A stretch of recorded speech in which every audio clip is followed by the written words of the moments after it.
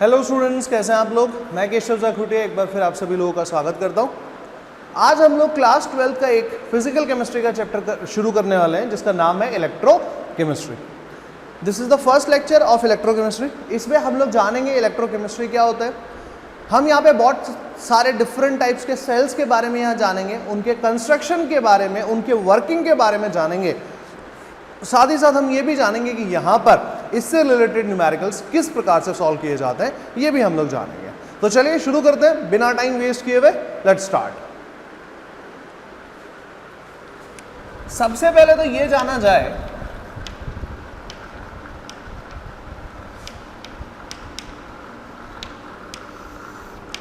कि ये इलेक्ट्रोकेमिस्ट्री है क्या। तो electrochemistry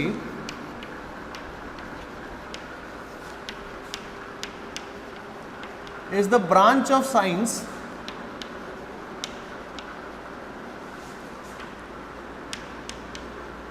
which deals with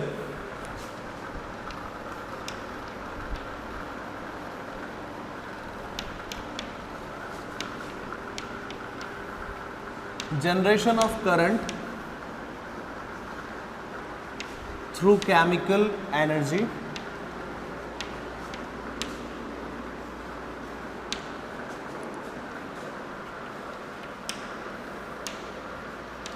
which deals with electrolytic cells, conductivity,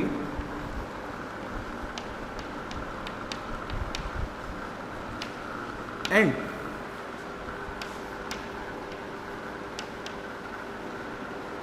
fuel cells, batteries, corrosion, etc. मतलब देखो, एक ऐसी ब्रांच जिसके अंदर में हम लोग कुछ कॉन्सेप्ट डिस्कस करते हैं कि करंट प्रोड्यूस हो जाए इलेक्ट्रिसिटी की, करंट प्रोड्यूस हो जाए केमिकल एनर्जी की हेल्प से।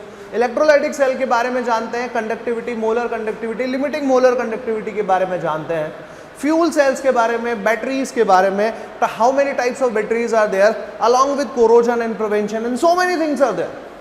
मतलब कुल मिला के कहानी क्या है, इसको दो पार्ट में डिवाइड कर लीजिए। इलेक्ट्रोकेमिस्ट्री मतलब इलेक्ट्रॉन्स की जो केमिस्ट्री होती है। इलेक्ट्रो मतलब अब आप इसको दो तरीके से देख सकते हैं, इलेक्ट्रिक भी बोल सकते हैं और आप चाहें तो इसको इलेक्ट्रो भी बोल सकते हैं। देखिए, both things are nearly same. क्योंकि इलेक्ट्रॉन्स का मूवमेंट होता है तभी तो करंट का भी मोशन होता है ना, तभी तो करंट भी तो मूव करता है ना। तो यहाँ पर हम लोग अभी बहुत सारी चीजें डिस्कस करेंगे। देखो, बहुत सारे वर्ड जिसमें लिख सकते हैं हम लोग, इलेक्ट्रोलाइसिस लिख सकते हैं, ठीक है, कोरोजन के साथ में प्रिवेंशन लिख सकते हैं, मैकेनिज्म ऑफ कोरोजन लिख सकते हैं, ऐसी बहुत सारी चीजें इसके अंदर में हम लोग कवर कर सकते हैं, राइट। तो देखिए, मतलब इस चैप्टर के अंदर में हम लोग बहुत छोटे छोटे से टॉपिक्स पढ़ेंगे, but they are significantly important for our preparation. हमारी प्रिपरेशन के लिए ये बहुत ज़्यादा इंपॉर्टेंट चैप्टर है, क्योंकि देखो, अगर एक एक छोटा छोटा टॉपिक से लगभग हर टॉपिक से यहाँ क्वेश्चन निकल के आ सकते हैं। तो चलिए अब शुरू करते हैं कि कैसे हम लोग यहाँ पर मतलब इस पूरे प्रोसेस में कैसे डिस्कशन करें। तो देखिए, अब मैं बोलता हूँ कि यहाँ पर मैंने कहा टाइप्स ऑफ सेल्स की बात करें, है ना, टाइप्स ऑफ सेल्स। तो मुझे समझ में आया, अगर आप लोग एनसीईआरटी को शुरू करेंगे तो you will find a different opening, है ना। यहां पर एक टाइप का सेल होता है जिसे बोलते हैं हम लोग इलेक्ट्रोकेमिकल सेल। बट आप लोग मेरे पैटर्न पे स्टिक रहिए, यू विल फाइंड कि बहुत इजी हो जाएगा ये चैप्टर, बहुत ज़्यादा डिफिकल्ट नहीं है। एंड सेकेंड टाइप का जो सेल होता है उसे अपन लोग बोलते हैं इलेक्ट्रोलाइटिक सेल। इलेक्ट्रोकेमिकल सेल क्या होता है? देखो, दो तरीके के सेल हो सकते हैं। अब देखो, यहां पे कन्वर्जन होता है। सेल मतलब एक ऐसी यूनिट जिसके अंदर में एक एनर्जी को दूसरी एनर्जी में कन्वर्ट किया जाता है। इसको फिलहाल ऐसे के लिए बात कर सकते हैं। अभी एक एनर्जी से दूसरी एनर्जी भी फिक्स्ड है, बस उसको डिस्कस करना है यहां पर कैसे। देखिए, ऐसा हो सकता है हम किसी सिस्टम को केमिकल एनर्जी प्रोवाइड करें और वो केमिकल एनर्जी कन्वर्ट हो जाए इलेक्ट्रिकल एनर्जी के अंदर में, करंट में कन्वर्ट हो जाए, तो वो क्या कहलाता है? वो कहलाता है हमारा इलेक्ट्रोकेमिकल सेल, राइट। तो देखिए, यहां पर आप लोग लिखोगे electrochemical cell converts chemical energy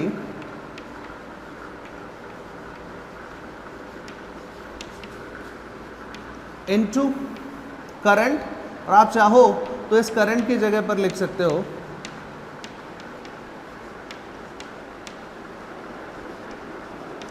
electrical energy, right. ये चीज क्लियर हुआ। तो फिर यहां पे क्या होना चाहिए, यहां पे हम लोग इलेक्ट्रिसिटी यूज करते हैं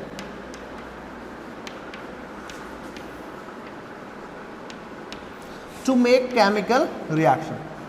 कोई केमिकल रिएक्शन करने के लिए हम लोग यहां पर इलेक्ट्रिसिटी को यूज करते हैं। मतलब वो रिएक्शन खुद से नहीं हो सकती है, we need some agent, we need some external support, we need some external force to complete this activity. तो यहां पे वो इलेक्ट्रिकल एनर्जी वो सपोर्ट है, वो इलेक्ट्रिसिटी हमारा सपोर्ट है, राइट। तो देखिए मेजरली अगर अपन से कोई पूछे कि इलेक्ट्रोलाइटिक सेल का मतलब क्या है, तो आप याद रखिएगा यहां पर जनरली कौन सी रिएक्शंस परफॉर्म की जाती हैं, non spontaneous reactions are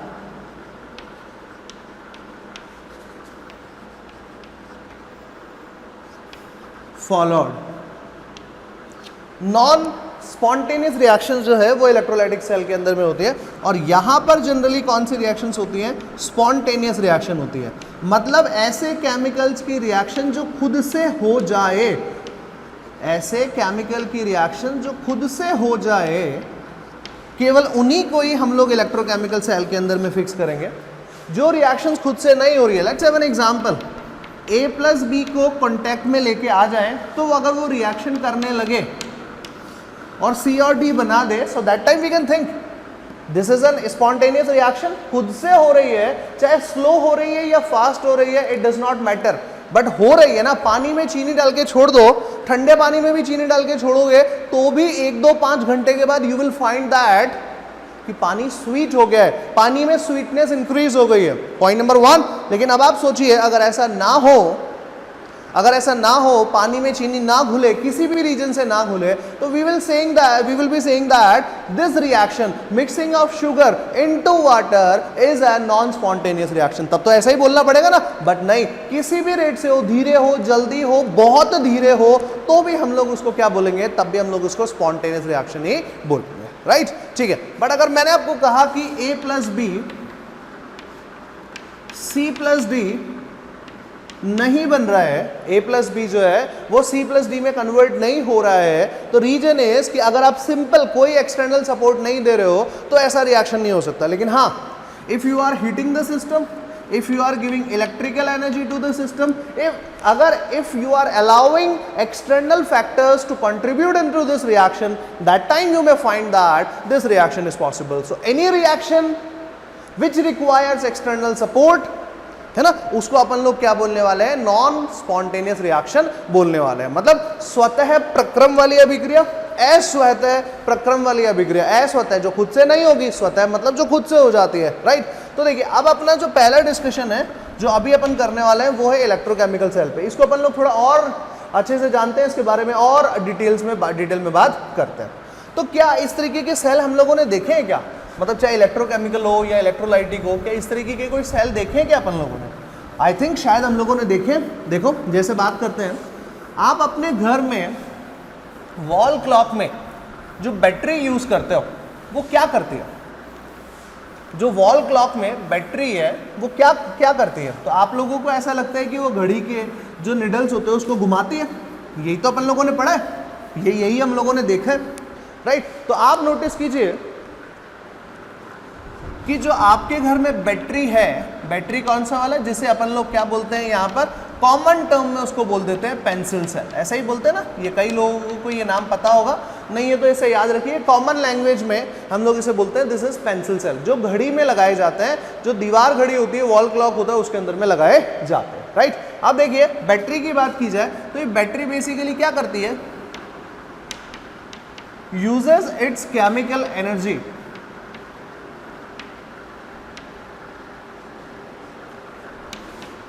to produce.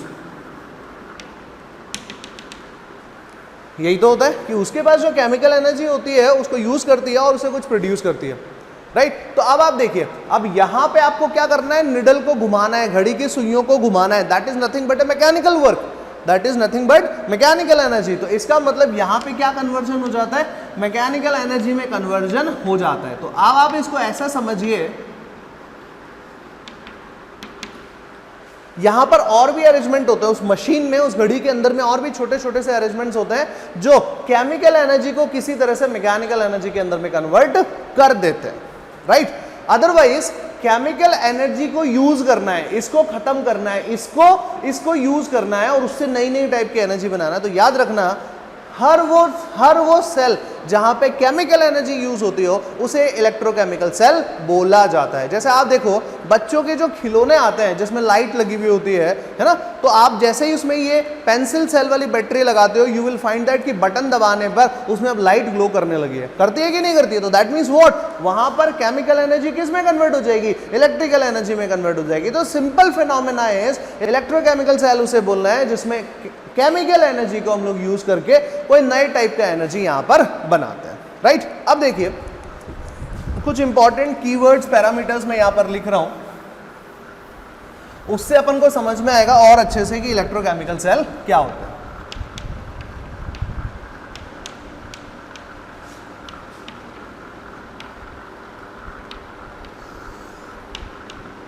देखिए सबसे पहला तो ये तो हम जानते ही हैं कि ये अपनी केमिकल एनर्जी को यूज करते हैं और उससे कुछ नए टाइप की एनर्जी जो है वो यहां पर प्रोड्यूस करते हैं, ठीक है। दूसरा जो पॉइंट है इलेक्ट्रोकेमिकल सेल्स के बारे में, तो इलेक्ट्रोकेमिकल सेल्स में जो केमिकल एनर्जी यूज करते हैं तो वो कौन सी रिएक्शन परफॉर्म करते हैं, एक रिडॉक्स रिएक्शन परफॉर्म होती है यहाँ पे। अभी अपन देखेंगे एक एक करके, वो यहाँ पर रिडॉक्स रिएक्शन परफॉर्म करते हैं। नेक्स्ट पॉइंट पे बात करें, spontaneous reactions is there. Spontaneous reaction जो होंगी वही होगी, इसके अलावा और कुछ होगा ही नहीं यहाँ पर, राइट। हम लोग अभी केस देखेंगे कि एक सेल इलेक्ट्रोकेमिकल सेल से इलेक्ट्रोलाइटिक सेल में कैसे बदल जाता है, वो अपन लोग अभी यहाँ पर नोटिस करने वाले, वो अपन लोग यहाँ पर देखने वाले हैं, राइट, ठीक है। अब अगर मैं आपको यहाँ पे और चीजों की बात करूं कि इलेक्ट्रोकेमिकल सेल पे क्या होता है, तो याद रखिए electrochemical cell consist of 2 electrodes, namely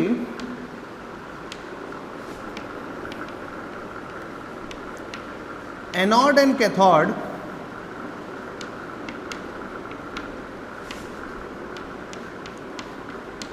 dipped into their aqueous solutions, dipped into their aqueous solutions। मतलब इलेक्ट्रोकेमिकल सेल में 2 इलेक्ट्रोड्स होते हैं, ठीक है, जिनका नाम है कैथोड और anode, dipped into their aqueous solution. वो उसके एक्वस सॉल्यूशन के अंदर में डिप होते हैं। कैसे होते हैं वो अभी मैं ग्राफिकल रिप्रेजेंटेशन भी करने वाला हूं यहां पर, राइट। अब देखो इससे आगे बढ़ते हैं, तो अब आपको पता चला यहाँ पर एनोड और कैथोड है, और मुझे पता चला एक और नई चीज कि यहाँ पर रिडॉक्स रिएक्शन भी होती है। रिडॉक्स का मतलब रिडक्शन भी होता है और साइमल्टेनियसली ऑक्सीडेशन भी होता है। तो कहां पर क्या होता है वो आप लोग देखिए, एनोड पर होता है oxidation and it is negatively charged, ठीक है। नेक्स्ट पॉइंट पे बात करें, कैथोड की बात करते हैं। कैथोड पे होता है रिडक्शन और उस पे होना चाहिए पॉजिटिव चार्ज। ये पॉजिटिव नेगेटिव की बात अपन लोग जो है वो बाद में करेंगे, देखते हैं यहाँ पर होता क्या है, कैसे ये रिएक्शंस हो रही है। We are talking about this, we will be talking about that, right. अभी तो अपन को इतना समझ में आया कि एक होता है एनोड, एक होता है कैथोड, ऐसा कुछ होना चाहिए, राइट। तो यहां तक की तो चीजें अपने को क्लियर है।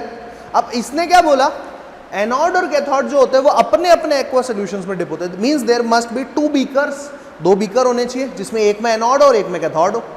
चलिए अभी मैं 1-2 पॉइंट्स और बता देता हूं, then we would be starting the things, right. अब देखिए यहां पर ये जिसे आप इलेक्ट्रोड्स बोल रहे हो, ये इलेक्ट्रोड्स होते किसके हैं ये तो बताओ। ये इलेक्ट्रोड्स जो हैं जनरली नॉन रिएक्टिव होते हैं, मतलब ये रिएक्शन में पार्ट नहीं करेंगे, है ना। अब मुझे नहीं पता ये नॉन रिएक्टिव होते हैं कि रिएक्टिव होते हैं, है ना, तो मैं यहाँ पर लिख देता हूँ ये नॉन रिएक्टिव और रिएक्टिव। ये अपन लोग इस पॉइंट पे बात थोड़ा सा रुक के करेंगे क्योंकि मुझे नहीं पता फिलहाल ये कैसे होने चाहिए, राइट। नेक्स्ट में मैं यहाँ पे बोल सकता हूँ कि दे मस्ट बी पोरस, इनमें बीच में छोटे छोटे से होल्स हो सकते हैं।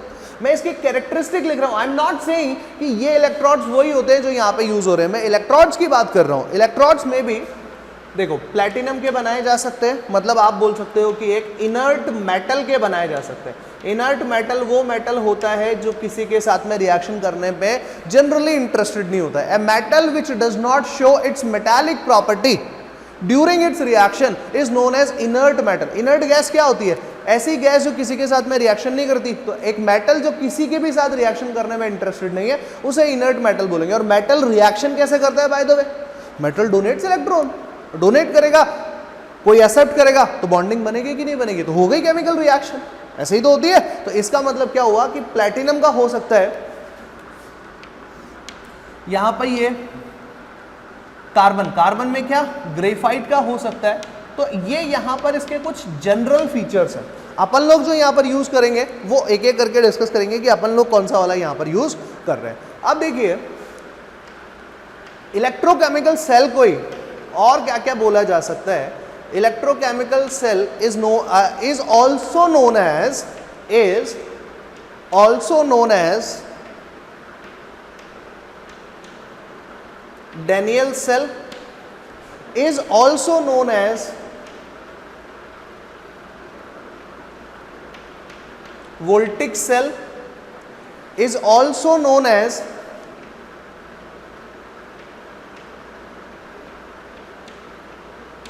Galvanic cell. तो आप लोग इनके डेफिनेशन कैसे लिखेंगे? सिंपल इतना से डेफिनेशन है, डैनियल सेल और वोल्टिक सेल और galvanic cell is defined as the electrochemical cell in which it uses its chemical energy to produce electrical energy। सबसे पहला बात तो यही अपन को ध्यान रखना है, राइट।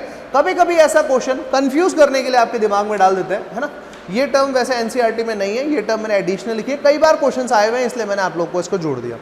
डैनियल सेल और गैल्वेनिक सेल ये एनसीईआरटी में भी लिखा हुआ है। तो अब आप देखो डैनियल सेल और galvanic cell both are same, generally they are same, generally they are same but there must be some differences। difference क्या है वो एक बार आप देखो, है ना। तो इधर आप लिख लो डैनियल सेल और इधर आप लिख लो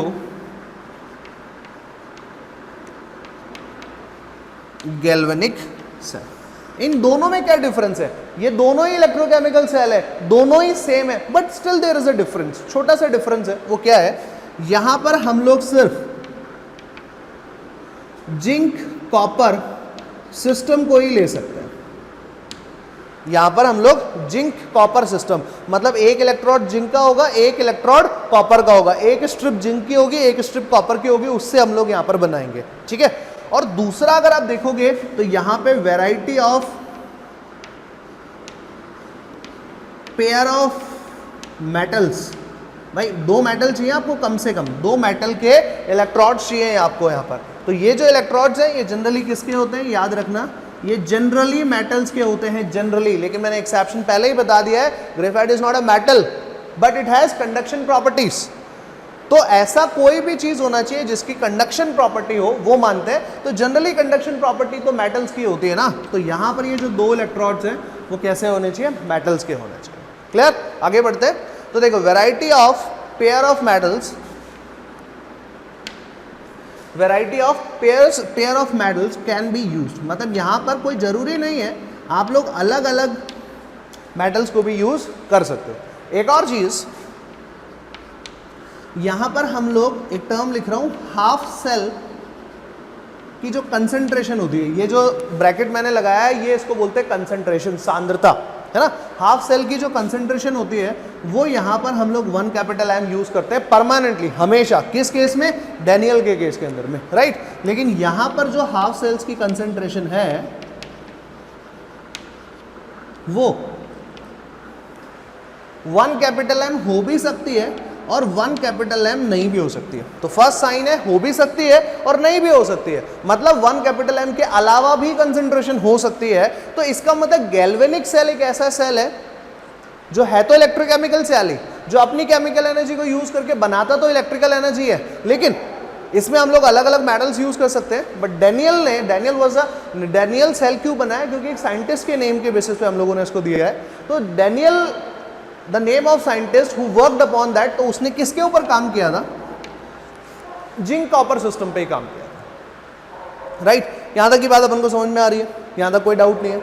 चलिए अब जानते हैं इतनी सारी जो चीजें अपन ने लिखी हैं इन सबको भी ग्राफिकल वे में रिप्रेजेंट करते हैं एंड चीजों को समझने की कोशिश करते हैं कि किस तरह से ये इलेक्ट्रोकेमिकल सेल बना होता है। What is like the construction of electrochemical cell, electrochemical cell के कंस्ट्रक्शन पे बात करते हैं।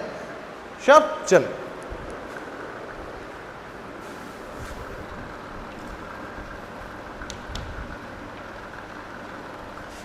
मैं हेडिंग तो वही लिख रहा हूं, कंस्ट्रक्शन ऑफ इलेक्ट्रोकेमिकल सेल।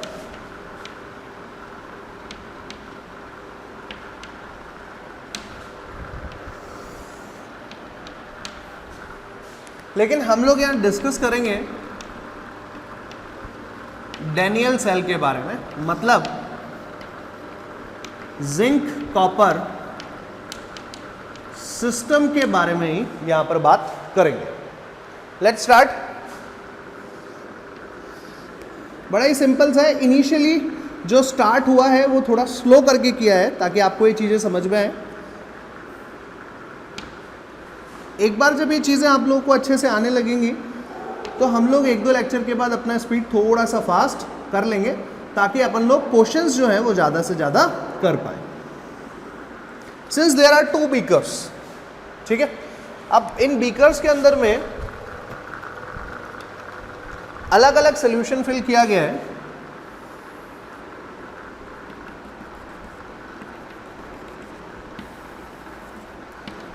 एक एक करके समझ में आ जाएगा अभी क्या क्या फिल किया हुआ है।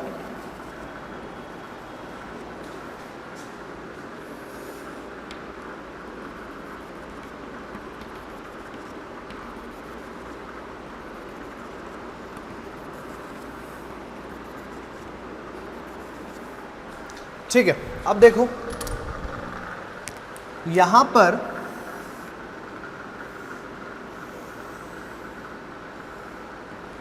दो इलेक्ट्रोड्स लगाई गई हैं। Electrodes are nothing but strip of metals, आप इसको इस तरह से बोल सकते हो, they are strip of metals, right. अब देखो ये जो स्ट्रिप ऑफ मेटल्स है they have been connected with the help of wire, और यहां पे तो हम लोगों ने लगा दिया अमीटर, या डायरेक्टली इसके साथ कनेक्ट कर दिया। And if you want you can fix a voltmeter over there, you can fix a voltmeter। Physics लगाई है मैंने यहाँ पर, वोल्टमीटर हमेशा पैरेलल कॉम्बिनेशन में लगता है और अमीटर हमेशा सीरीज कॉम्बिनेशन में लगता है, श्रेणी प्रक्रम में लगता है ना।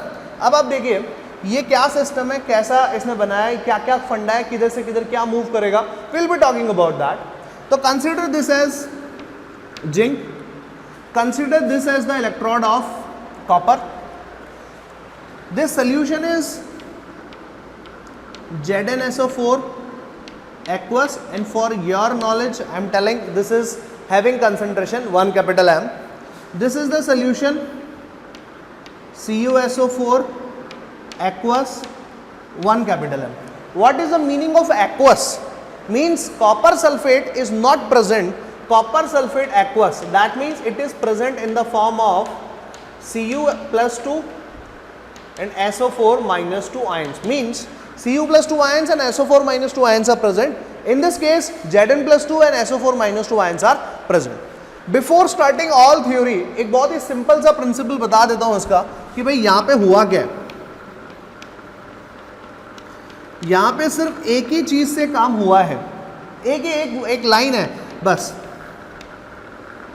और वो ये है रिएक्टिविटी ऑफ मेटल।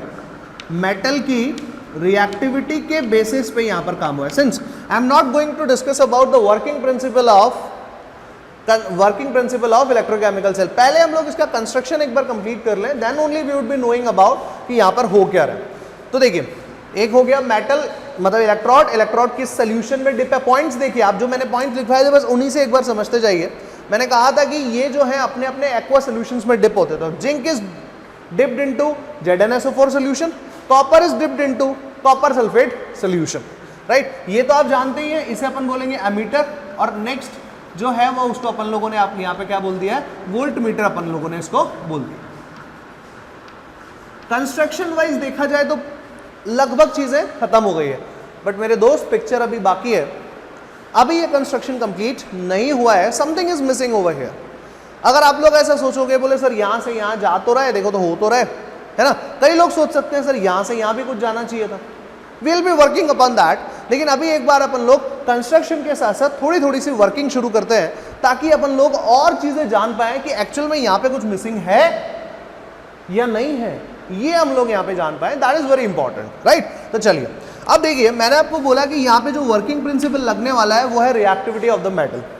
तो किसी तरीके से, एक बार मैं आपको अभी बोल रहा हूं, किसी तरीके से मुझे पता चला zinc is more reactive than copper. फिलहाल के लिए अभी आप ये बात मान के चलिए एक बार, है ना, मैं आप लोगों को, अच्छा चलो डे 1 पे तो किसी को नहीं पता होगा ना, मतलब किसी साइंटिस्ट ने, like Daniel has initiated this experiment, तो डैनियल को तो नहीं मालूम था कि which one is more reactive out of zinc and copper, उसने तो एक्सपेरिमेंट किया तो उसको पता कैसे चला कि कौन सा मेटल ज्यादा रिएक्टिव है। तो इस बात को मैं आप लोगों को एक बार पूरा वर्किंग समझाने के बाद आपको बताऊंगा कि उसको पता कैसे चला, राइट। तो देखिए फिलहाल एक चीज समझिए, आपने कहा कि मेटल की रिएक्टिविटी पे ये सारी कहानी डिपेंड करती है, तो लेट्स सी मेटल की रिएक्टिविटी पे डिपेंड करती है तो कैसे होता है वो एक बार अब जान लेते हैं, राइट।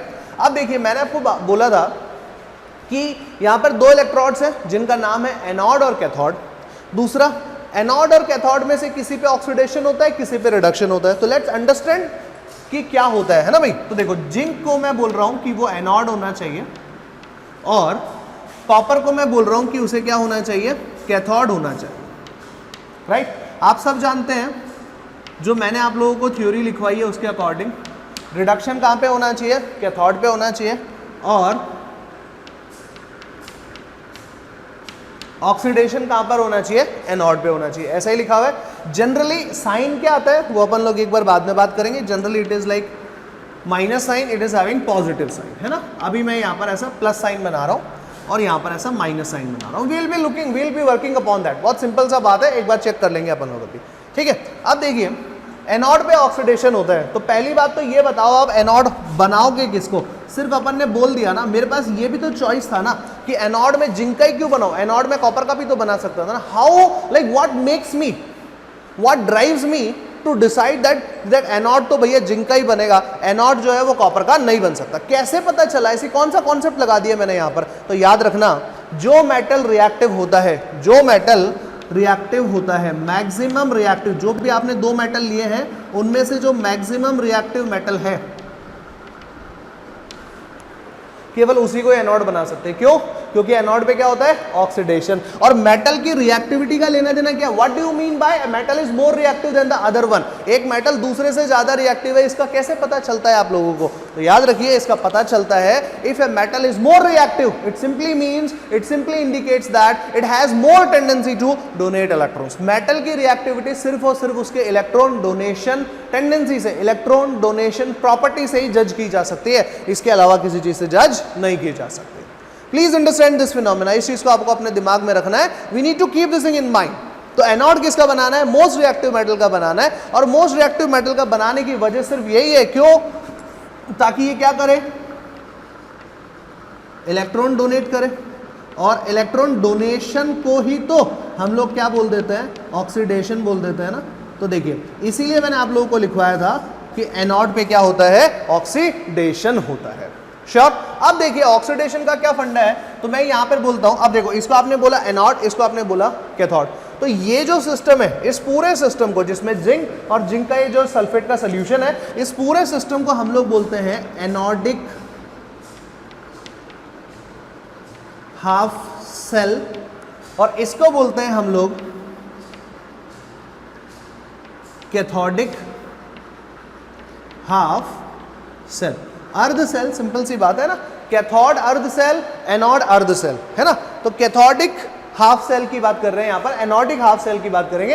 तो आप देखते हैं एक बार क्या होता है यहां पर। तो आप देखिए बेसिकली यहां पर मैं बात कर रहा हूं एट एनोड, एनोड पे क्या हुआ है, तो देखिए एनोड पे क्या हुआ, एनोड पे ऑक्सीडेशन हुआ होगा। तो भाई जिंक जो है, जो कि अभी सॉलिड स्टेट में मतलब स्ट्रिप के फॉर्म में है, it is more reactive. More reactive तो Zn+2 एक्वस प्लस में 2 इलेक्ट्रॉन्स।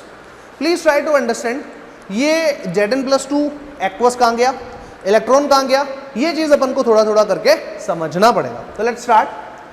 जिंक जो है ज्यादा रिएक्टिव है और इसने Zn+2 और 2 इलेक्ट्रॉन्स में कन्वर्ट हो गया। ट्राई टू अंडरस्टैंड, आयंस कभी भी फ्री स्टेट में एग्जिस्ट नहीं कर सकते। आयंस को आप ऐसा नहीं है कि एक Zn+2 को यहां पे ऐसा बाहर निकाल के दिखा दो, मतलब Zn+2 बाहर नहीं निकल सकता, Zn+2 फ्री स्टेट में एग्जिस्ट नहीं कर सकता, वो केवल और केवल सोल्यूशन में एग्जिस्ट कर सकता है। तो सोल्यूशन है मेरे पास, तो इसका मतलब Zn+2 कहां आ जाता है, Zn+2 यहां पर आ जाता है, Zn+2 यहां पर आ जाता है, पक्का। इलेक्ट्रॉन कहां गए, electron can conduct through any medium, है ना, इलेक्ट्रॉन्स तो कंडक्ट कर सकते हैं। तो यहां से इलेक्ट्रॉन बाहर निकले, यहां से क्या बाहर निकला है, इलेक्ट्रॉन बाहर निकला, ठीक है। अमीटर से पास हुआ तो अमीटर पे रीडिंग आना शुरू हुआ, इधर आ गए, इधर आने के बाद से इस पर्टिकुलर लोकेशन पे आ गए। तो क्या कॉपर को इलेक्ट्रॉन चाहिए क्या, copper is also a metal, copper is also a metal. तो क्या कॉपर को इलेक्ट्रॉन चाहिए, no, metals have a tendency to donate electrons. लेकिन मेटल की एक और टेंडेंसी होती है कि मेटल में से इलेक्ट्रॉन्स पास तो कर सकते हैं। अगर इलेक्ट्रॉन पास कर सकते हैं तो इसका मतलब वो करंट की गुड कैरियर होती है क्या, वो करंट पास कर सकती है क्या अपने में से, क्योंकि हम सब जानते हैं जिस डायरेक्शन में इलेक्ट्रॉन पास होते हैं उसके अपोजिट डायरेक्शन के अंदर में करंट फ्लो करता है। ऐसा पढ़ा है अपन लोगों ने। तो से मान लो इलेक्ट्रॉन इस डायरेक्शन में जा रहे हैं तो इसके अपोजिट डायरेक्शन में करंट चल रहा होगा। तो क्या कॉपर से ये इलेक्ट्रॉन पास हो सकते हैं क्या, हो सकते हैं। Copper does not accept electrons, please remember this phenomena. Copper electron accept कर ही नहीं सकते because they are not non metals. वो नॉन मेटल्स थोड़ी है, वो तो मेटल्स है ना। तो ये तो केवल अपने में से इस इलेक्ट्रॉन को पास होने देगा। तो मैं उसको पास होने वाली टेंडेंसी को मैं सिर्फ इस तरीके के एरो से शो कर रहा हूं कि ये इलेक्ट्रॉन्स को ऐसा पास होने देते हैं। इलेक्ट्रॉन्स पास होके आए किसके पास, सॉल्यूशन के पास आए। तो देखिए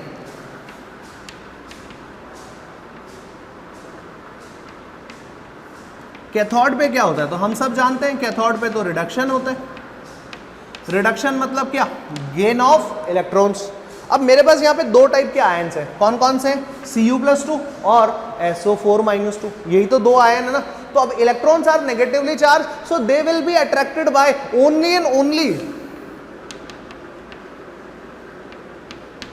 Cu+2 ions. They will be attracted by Cu+2 ions only.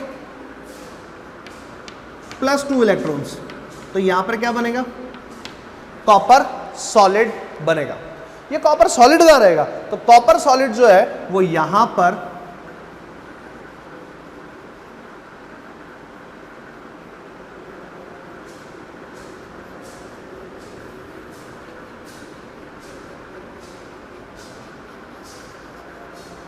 Deposit होने लगेगा।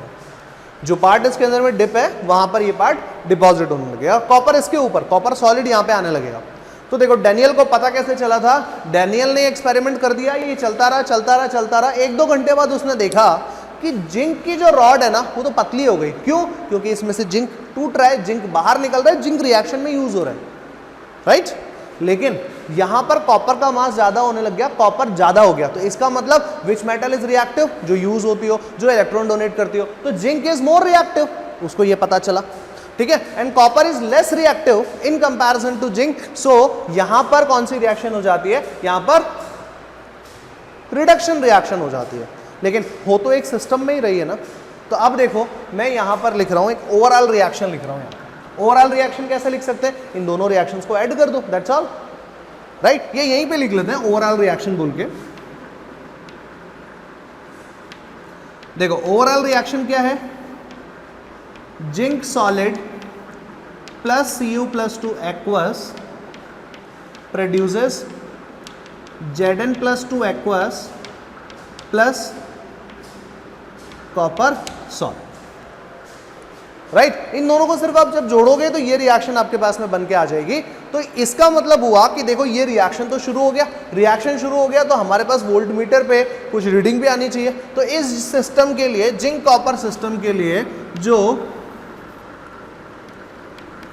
इलेक्ट्रोड पोटेंशियल निकल के आता है, ई नॉट एनर्जी निकल के आती है कि सिस्टम से कितनी एनर्जी प्रोड्यूस हो रही है, तो that is nothing but 1.10 volts, right. ठीक है, तो आई होप आप लोगों को यहां तक की चीजें तो समझ में आई होंगी। तो हम लोगों ने कुछ कंस्ट्रक्शन डिस्कस किया, थोड़ा सा वर्किंग डिस्कस किया, वर्किंग के साथ साथ हम लोगों ने एनोड और कैथोड की रिएक्शंस डिस्कस की, ओवरऑल रिएक्शन डिस्कस किया, राइट। तो इस लेक्चर को अपन लोग अभी यहीं रोकते हैं। नेक्स्ट लेक्चर के अंदर में अभी एक चीज जो है वो डिस्कस करने से थोड़ी बाकी रह गई है कि यहाँ पर कुछ और कनेक्शन भी होना चाहिए या नहीं होना चाहिए। First of all we will be discussing about that, और अगर ऐसा है कोई चीज तो उसको बोलते क्या है, क्या क्या पैरामीटर्स हो सकते हैं, what are the functions of it, ये सारे पॉइंट्स हम लोग नेक्स्ट लेक्चर के अंदर में डिस्कस करने वाले हैं। अभी का लेक्चर हम लोग यहीं पे कॉल ऑफ करते हैं। That's all for this lecture, thank you very much.